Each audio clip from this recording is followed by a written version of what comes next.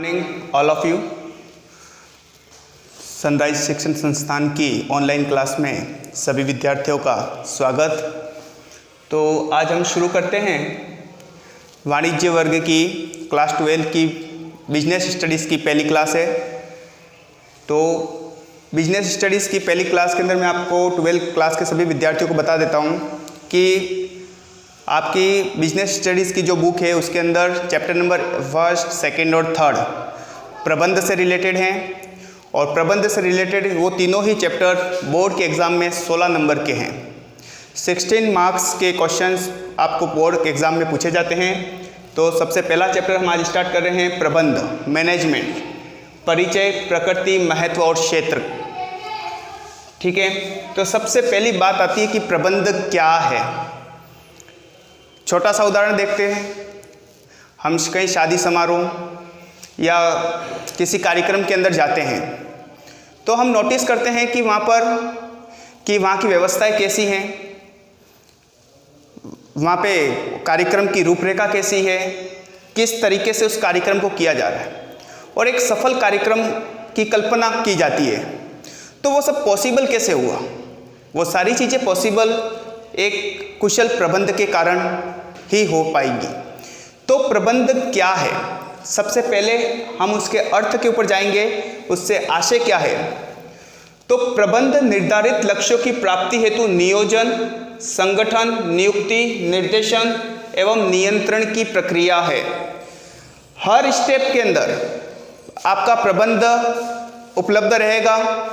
नियोजन में भी आपका प्रबंध होगा, संगठन में भी प्रबंध होगा, नियुक्ति में भी प्रबंध, निर्देशन में भी प्रबंध और नियंत्रण में भी प्रबंध। एक प्रोसेस से सारी चीज़ें आपकी चलेगी।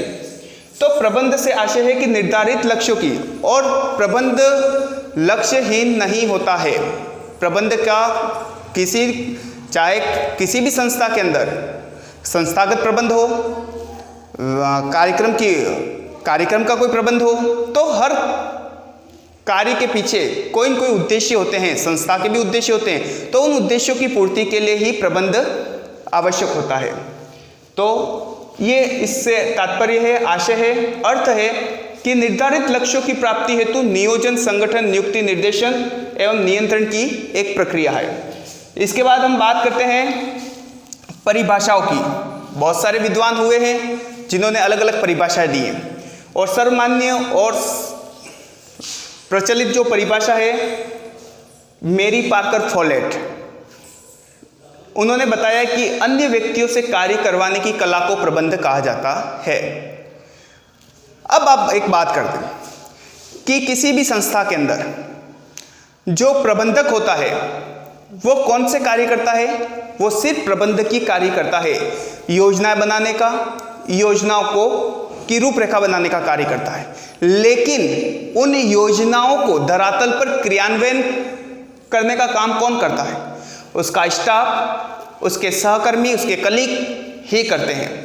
तो उस व्यक्ति द्वारा जो योजना बनाएगी, जो रूपरेखा बनाएगी, उसको धरातल पर क्रियान्वित करने का जो काम करवाया जाता है वही प्रबंध है। ऐसा कहा है मेरी पार्कर फॉलेट सर ने।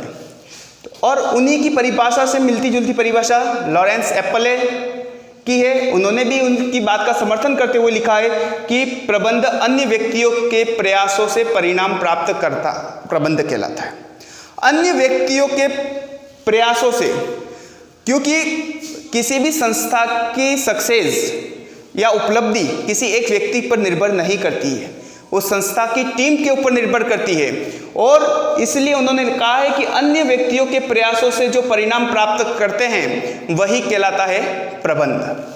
फिर हेराल्ड कुंट्ज, इन्होंने अपनी परिभाषा दी है। उन्होंने समर्थन तो किया है ऊपर के दोनों ही विद्वानों की परिभाषाओं का, लेकिन उनमें से कुछ उन्होंने बात को परिवर्तित किया है, कुछ नया जोड़ा है। और नया क्या जोड़ा है वो हम बात करेंगे, जो आपको यहाँ पर दिख रहा है, मैंने लिखा है औपचारिक रूप से संगठित समूह के द्वारा समूहों में कार्य करवाने की कला प्रबंध है।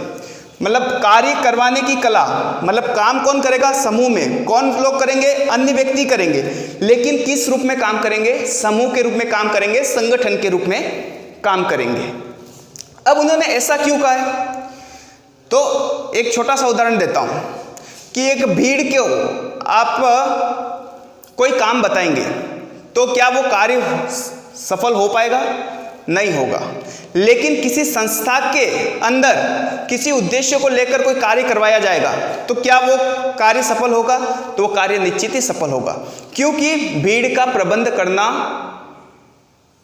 आसान नहीं है और न ही भीड़ का प्रबंध किया जा सकता है। प्रबंध सिर्फ औपचारिक संगठन का किया जाता है, एक संगठन का प्रबंध किया जाता है। इसलिए हेराल्ड कुंट ने कहा है कि औपचारिक रूप से संगठित समूहों के द्वारा समूह में कार्य करवाने की कला को प्रबंध कहा है।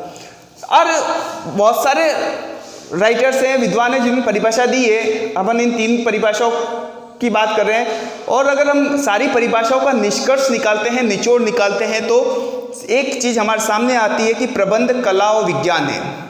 देखिए, प्रबंध जब से मानव सभ्यता का विकास हुआ तब से प्रबंध भी उसके साथ साथ निरंतर चल रहा है। जैसे जैसे सभ्यता को विकास बढ़ता गया, प्रबंध का विकास होता गया, और आज वर्तमान समय में प्रबंध एक अत्यधिक जटिल व चुनौतीपूर्ण कार्य हो गया है। ठीक है, तो इसलिए प्रबंध को कला इसलिए कहा गया क्योंकि इसमें चातुर्यता की आवश्यकता होती है, और विज्ञान इसलिए कहा गया क्योंकि उसके अंदर एक विशेष ज्ञान की आवश्यकता होती है। तो प्रबंध कला व विज्ञान है जो अन्य व्यक्तियों से कार्य करवाने, ठीक है, लागतों को कम करने, मानवीय प्रयासों की सहायता से संस्था के उद्देश्यों की प्राप्ति में नियोजन से लेकर नियंत्रण तक समग्र क्रियाओं में निहित होता है। उसे हम क्या कहते हैं? प्रबंध कहते हैं। तो प्यारे बच्चों, यहाँ पर एक प्रश्न, किसी भी राइटर की परिभाषा आपको बोर्ड एग्जाम में पूछी जाएगी। डेफिनेटली क्वेश्चन यहाँ पे आता है, और आपको इस क्वेश्चन को गलत नहीं करना है। तो परिभाषा 3 से 4 परिभाषा याद करनी है, और निष्कर्ष की परिभाषा आपको याद करनी है। आशय भी पूछा जा सकता है। अब इन परिभाषाओं के पूरे अध्ययन करने के बाद हम इसकी विशेषताओं और लक्षणों को भी इन्हीं परिभाषाओं में से निकाल सकते हैं। ठीक है, तो सबसे पहले अब बात करते हैं, परिभाषाएं आपको अच्छे से समझ में आ गई होगी। ठीक है, अब बात करेंगे विशेषता और लक्षण की, जो हम नेक्स्ट क्लास के अंदर बात करेंगे। ठीक है, तो इन सारी परिभाषाओं का अच्छे से अध्ययन करें, समझें, और इसके जो नोट्स PDF आपके साथ सेंड की जाएगी, उसके अंदर से आप नोट्स तैयार करें। ठीक है, थैंक यू, धन्यवाद।